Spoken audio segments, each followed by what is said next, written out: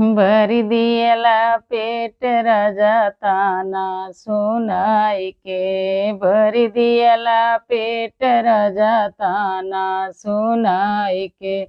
चली जाई बनई हर बीरनवा बोलाई के। चली जाई बनई हर बीरनवा बोलाई के। भरी दियला पेट राजा ताना सुनाई के।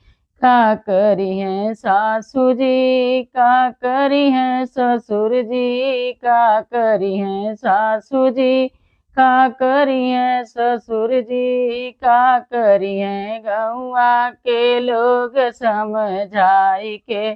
का करी है गौआ के लोग समझाई के।